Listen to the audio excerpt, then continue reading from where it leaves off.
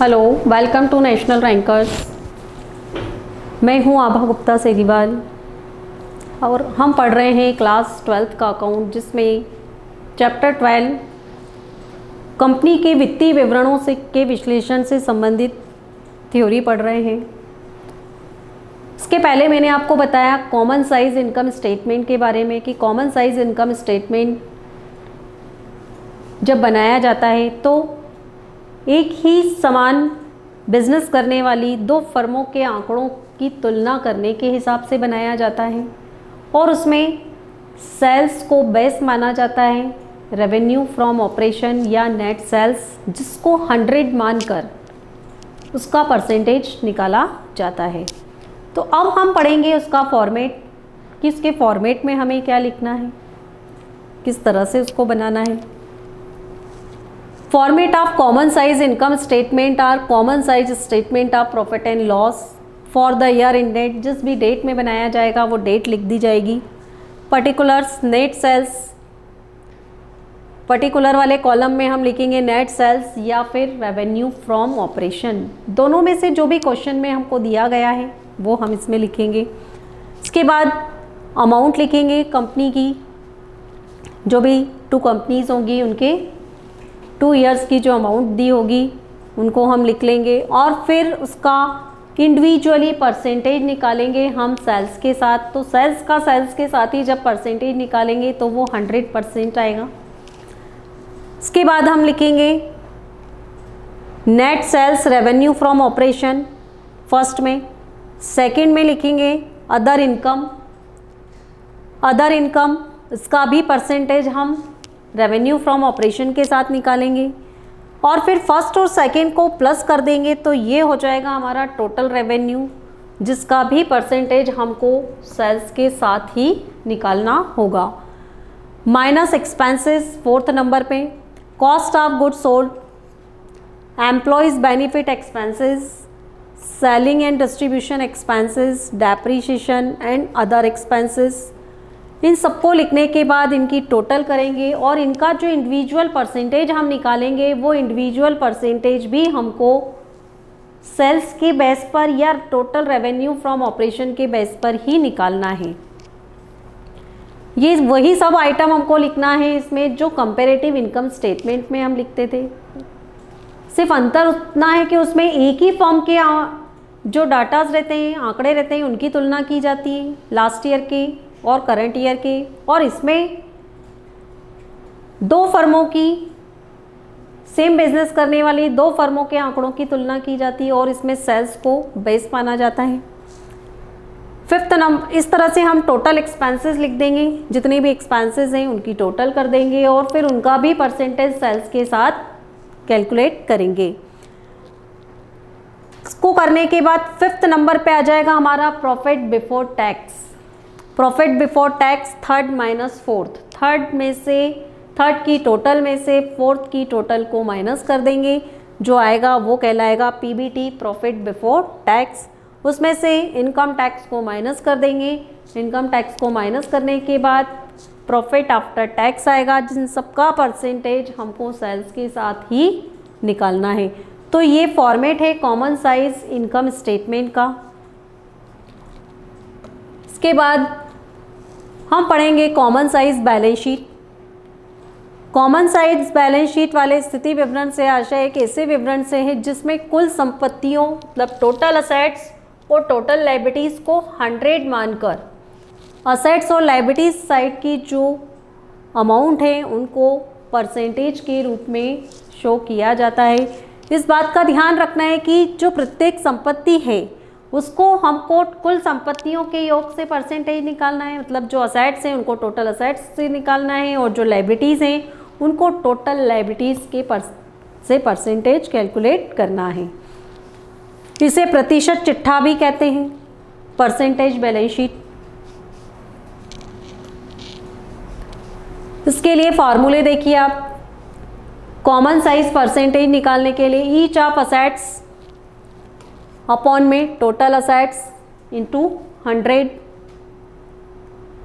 Common size percentage ये तो assets के लिए था, उसी तरह से लायबिलिटीज़ के लिए भी है। Each item of liabilities upon में टोटल लाइबिलिटीज इंटू 100। यदि दो विभिन्न उपक्रमों के आर्थिक चिट्ठों का तुलनात्मक अध्ययन किया जाना है तो दोनों कंपनियों के चिट्ठे में जो असेट्स और लाइबिलिटीज़ दी जा रही हैं उनको भी हमें इसी तरीके से परसेंटेज में कन्वर्ट करना है और उस वक्त भी हमको ये फार्मूला लगाना है। तो ये है कंपैरेटिव बैलेंस शीट में परसेंटेज निकालने की मेथड। इसी मेथड से हमको परसेंटेज निकालना है। तो कॉमन साइज जो बैलेंस शीट है उसको बनाने के क्या उद्देश्य हैं, किन उद्देश्यों को लेकर वो बनाई जाती है। सबसे पहला उद्देश्य है उसका स्थिति विवरण की प्रत्येक मद में होने वाले परिवर्तन का विश्लेषण करना। स्थिति विवरण मतलब बैलेंस शीट, उसकी जो प्रत्येक आइटम है उसमें किस तरह का परिवर्तन हो रहा है उसको की जानकारी जब लेना हो तो कॉमन साइज बैलेंस शीट बनाई जाती है। संपत्तियों एवं दायित्वों की विभिन्न मदों की प्रवृत्ति का अध्ययन करना, असेट्स और लाइबिलिटीज़ की से रिलेटेड जो भी स्टडी करना हो उसका जो भी डिटेल निकालना हो तब ये बनाया जाता है। संस्था की वित्तीय सुदृढ़ता का अनुमान लगाना, मतलब किसी भी संस्था की फाइनेंशियल पोजीशन, उसकी फाइनेंशियल साउंडनेस का पता लगाना। संस्था की वित्तीय नीति को समझना कि उसकी फाइनेंशियल प्लानिंग क्या है फ्यूचर के लिए।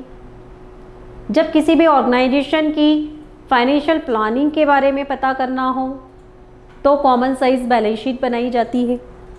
यदि समान आकार की बैलेंस शीट दो या अधिक फर्मों के लिए बनाया जाए तो हम उद्योग में विभिन्न फर्मों द्वारा बनाई गई नीतियों के बारे में जान सकते हैं कि अलग अलग फर्मों में अलग अलग पॉलिसी को किस तरीके से यूज़ में लिया गया है। तो ये सब उद्देश्य हैं किसी भी संस्था के कॉमन साइज बैलेंस शीट को बनाने के। समान आकार के स्थिति विवरण तैयार करना। समान आकार के स्थिति विवरण निर्माण करने के बनाने की निम्न चरण है। पहला जो कॉलम है उसमें हमको चिट्ठे की मदों को लिखना है, असेट्स एंड लायबिलिटीज़ की जो भी आइटम्स दी गई हैं उन आइटम्स को लिखना है। दूसरे कॉलम में आर्थिक चिट्ठे की विभिन्न मदों के सामने लिखे गए नोट नंबर को दर्शाएं। क्योंकि ये बैलेंस शीट है इसलिए इसमें नोट्स नंबर लिखना होता है। तो अगर कोई नोट नंबर उसके लिए बनाया गया है पर्टिकुलर आइटम के लिए तो नोट्स टू अकाउंट का जो नंबर है वो हमको उसमें फॉरवर्ड करना पड़ेगा।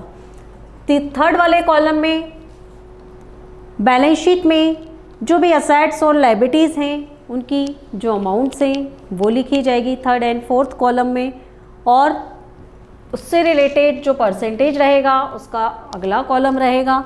अगले कॉलम में हम उनका परसेंटेज दिखाएंगे।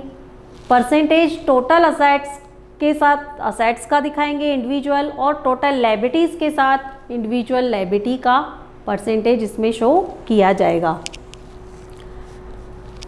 इस तरह से जो भी परसेंटेज होंगे वो टोटल असेट्स और टोटल लायबिलिटीज़ के आधार पर होंगे, और उसी से हमको उसका पूरा कैलकुलेशन करके टोटल लगाना है। टोटल लगाएंगे तो असेट्स और लायबिलिटीज़ दोनों की जो टोटल है वो इक्विवेलेंट होगी, दोनों की टोटल बराबर होगी।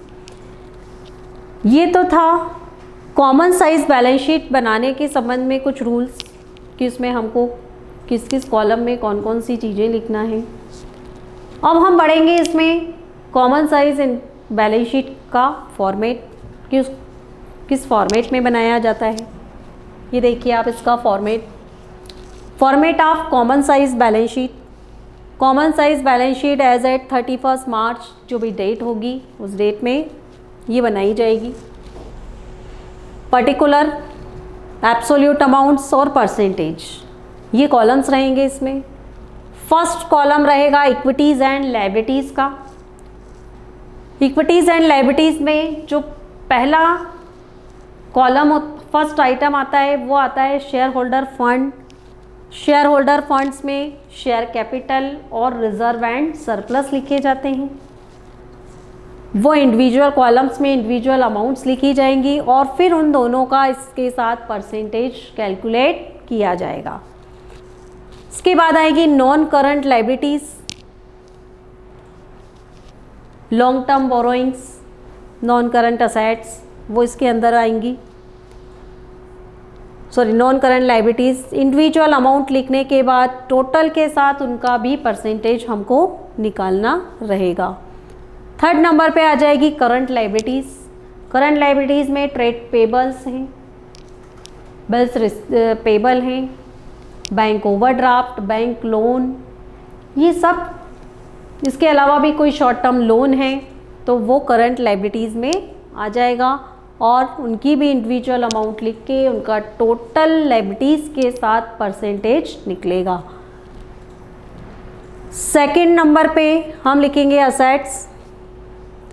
नॉन करंट असेट्स आएंगी उसमें। सबसे पहले नॉन करंट असेट्स में फिक्स्ड असेट्स, फिक्स्ड असेट्स में टेंजिबल असेट्स और इनटेंजिबल असेट्स, इनको अलग अलग क्लासीफाई करके लिखेंगे और टोटल असेट्स के साथ उनका परसेंटेज वाले कॉलम में शो किया जाएगा। सेकेंड नंबर पे आएगा करंट असेट्स। करंट असेट्स से trade receivables, bills receivables, cash and cash equivalent, short term investment, ये सब इसमें आएंगे और इनका भी टोटल असेट्स के साथ परसेंटेज निकलेगा और परसेंटेज निकालने के बाद इनका जो परसेंटेज रहेगा वो भी 100 रहेगा और जो टोटल रहेगी असेट्स और लायबिलिटीज़ की वो दोनों की इक्विवेलेंट रहेगी। जो लायबिलिटीज़ का टोटल है वो असेट्स की टोटल से मैच होगा। तो ये है कॉमन साइज बैलेंस शीट। इसके पहले मैंने आपको कॉमन साइज इनकम स्टेटमेंट बताया था। तो ये जो चैप्टर है इससे संबंधित अब हमारी पूरी थ्योरी कंप्लीट हो चुकी है। अब हम इससे संबंधित न्यूमेरिकल प्रॉब्लम्स को सॉल्व करेंगे आगे आने वाले वीडियोस में। उसमें कंपैरेटिव इनकम स्टेटमेंट कैसे बनाया जाता है वहाँ से हम शुरुआत करेंगे। Comparative income statement, comparative balance sheet, फिर common size income statement, common size balance sheet, सबके बारे में आपको डिटेल में बताएंगे। Thank you.